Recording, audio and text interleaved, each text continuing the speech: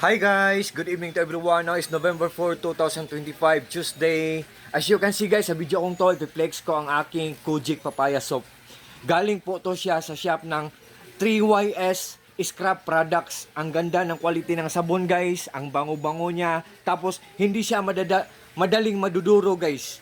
Oh, hello po, good evening po. Ang bango-bango pa niya guys. Tapos ang mura-mura lang niya kasi pag mag-order tayo nito per kilo po. Isang kilo po, 180 plus pesos. Tapos, 10 slices ang isang kilo po. Pero ngayon, nagpo-promo sila ngayon guys. Pag nag-order tayo ng isang kilo, ang matatanggap natin, 2 kilo. Buy one, take one. So, ang isang kilo, 10 slices na soap. So, ang matatanggap natin, 2 kilo. So, 20 slices na soap. So, 5 kilo na lang, 5 slices na lang to. So, guys, nag-order na naman ako. Pangatlong order ko na, I think, mga 2 days. Darating na yon sa amin. Kasi, malapit nang maubos. Tapos, ito na talaga ang palaging ginagamit ko kasi, hindi siya mahapde.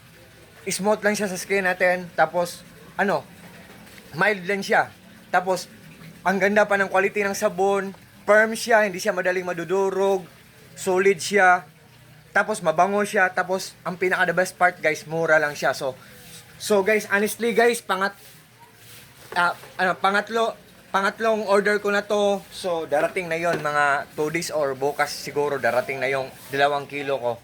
So sa lahat po ng mga friends ko diyan, kung interesado po kayo, just trust me, just click my link or just click my basket and just try po. Subukan nyo lang po. Mura lang po, affordable lang. Ang ganda pa ng quality, ang bango pa. So sa lahat po ng mga friends ko dyan, especially nas palaging nag-order sa mga products ko, sa links ko, sa Yellow Basket ko, thank you so much po sa trust po at sa suporta. And it's already Burr month na, so happy and early Merry Christmas to everyone, or happy Burr month to everyone. And God bless sa ating lahat po, or God bless us all, and that's all.